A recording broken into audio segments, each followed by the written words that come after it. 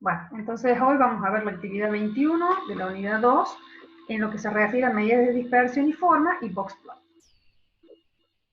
Hoy vamos a repasar las medidas de dispersión, de forma y boxplot. Vamos a ver cómo se construyen ese boxplot o diagrama de caja mediante el uso de Infostat. Vamos a calcular todas estas medidas de dispersión y forma y vamos a interpretarlas en el contexto del problema planteado y vamos a efectuar algunas recomendaciones.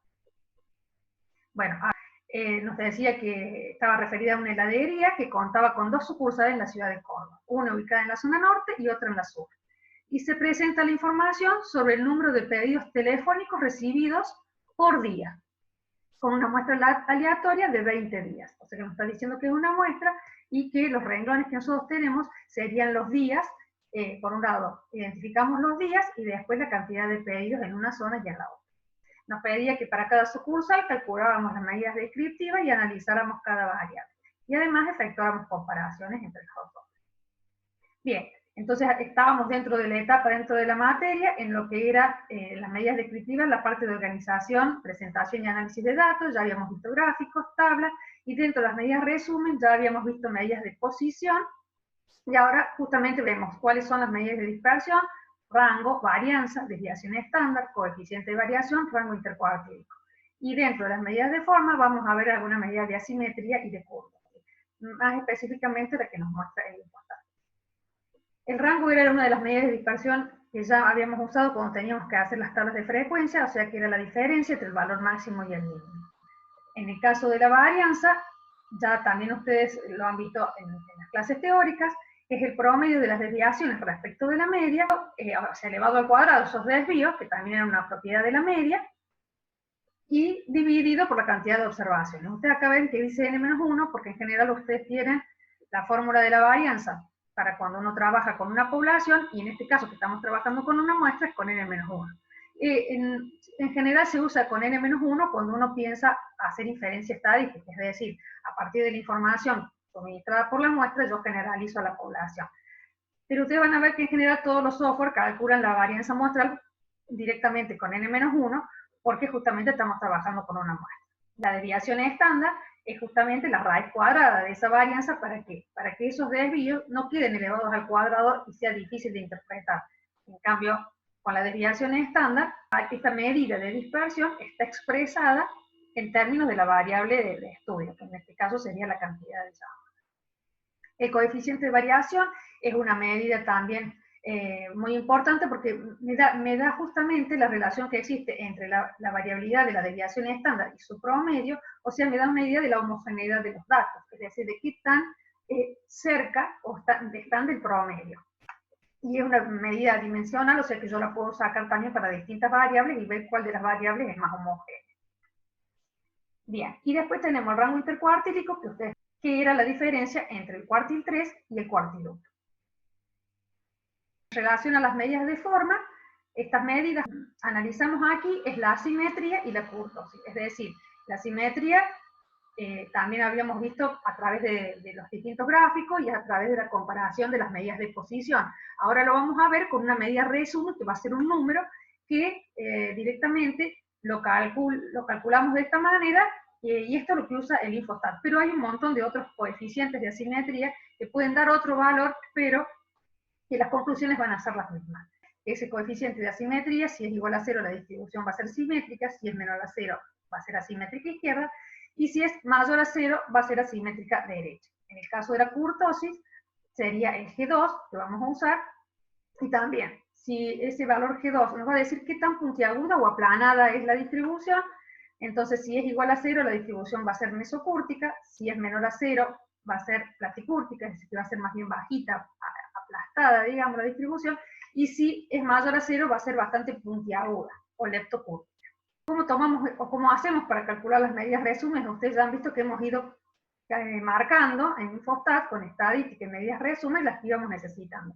Ahora hemos marcado no solamente las medidas de posición, sino que ahí les marqué para que ustedes vean la varianza corregida, que sería por n-1 de la muestral y la poblacional, el coeficiente de variación, los coeficientes de asimetría y de kurtosis, y también la suma de cuadrados para que ustedes también vean una forma de cálculo de la varianza, que lo pueden obtener de así. Bien, acá tenemos entonces las medidas resumen. Aquí tenemos las medidas resumen de Infostat.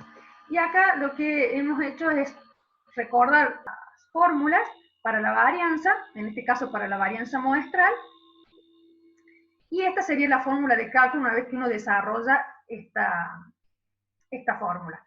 Cada valor elevado al cuadrado y esa es la suma de cuadrado, ¿sí? Que sería esta suma que tenemos acá, de 737. Bien, entonces vamos a ir viendo por partes. Ya vimos la cantidad de observaciones, los promedios los interpretamos la semana pasada, es decir que teníamos en promedio 5,95 pedidos por teléfono en la zona norte, mientras que en la sur teníamos 4,70. Aquí entonces le das la desviación estándar, que dijimos que sería justamente la raíz cuadrada de la varianza. El Infostat saca la desviación estándar muestral, aunque no lo dice acá como con n-1, como lo hace con la varianza, en realidad toma la desviación estándar muestral, porque supone que siempre nosotros trabajamos con una base de datos muestral.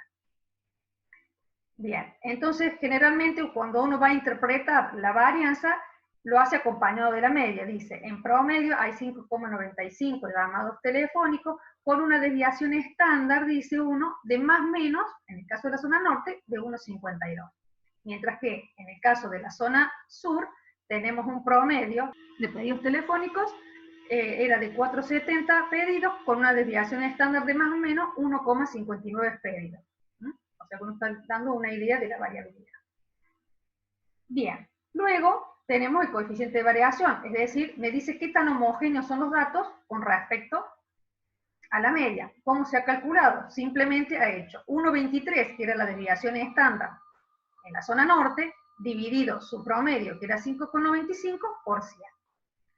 Lo mismo para el caso de la zona sur. Entonces, si comparamos los coeficientes de variación, podemos decir en cuál zona la cantidad de llamadas telefónicas o los pedidos telefónicos es más homogénea.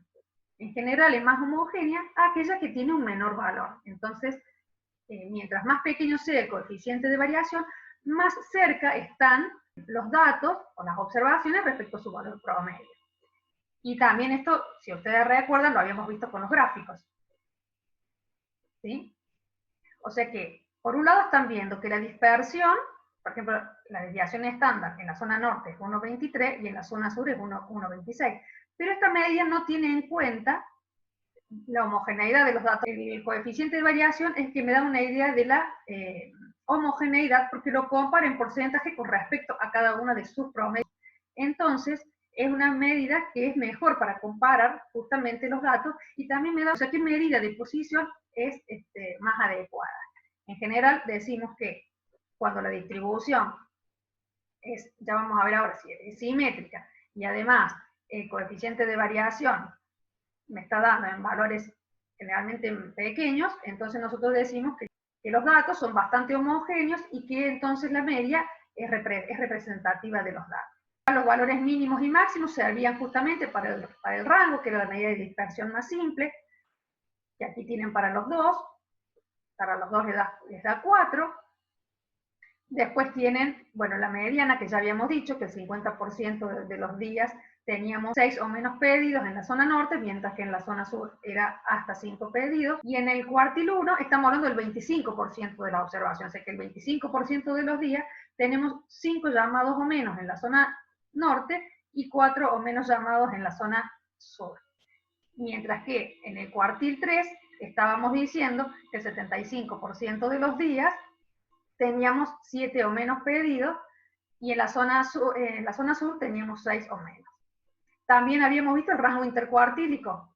Acá también teníamos, a ver acá si esto está bien, el rango intercuartílico sería 7 menos 5, en este caso, y acá 6 menos 4, 6 menos 4.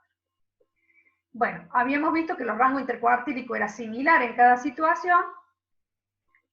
Esto sería la suma de las observaciones, que si no nos diera el promedio, simplemente ¿qué tendríamos que hacer para sacar el promedio? Tomar la suma de las observaciones, 119, dividirla por 20, y me va a dar 5,95. En el otro caso, 94 dividido 20, me va a dar el promedio de 4,70. Y la suma de los cuadrados dijimos que sirven también para calcular usando la fórmula de trabajo, para hacerlo más rápido y no calcular todos los desvíos de todas las observaciones, tomar ese valor, que sería el 737, menos la cantidad de observaciones por el promedio elevado al cuadrado, y todo eso a diferencia dividido por 19, que era lo que nos daba la varianza de 1,52 para la zona norte y 1,59 para la zona sur. Bien, en cuanto a la asimetría, dijimos que no solamente mirándolo o comparando las medidas de posición podíamos determinar si la distribución era asimétrica, sino que también lo podemos corroborar con un coeficiente de asimetría que dijimos que era el G1, indicando las reglas que habíamos establecido hace un rato. Entonces, ustedes ven que la asimetría de la zona norte es levemente asimétrica en la izquierda porque es negativa, pero es muy cercana a cero. Entonces, podemos decir que es prácticamente simétrica. Y la otra, sin embargo, ya se aleja bastante de 0, 0,59, o sea que es más marcadamente asimétrica. La kurtosis, acá estamos diciendo que es negativa, entonces en ambos casos estamos diciendo que es un poco más platicúltica, que estarían más o menos cercanas los dos valores.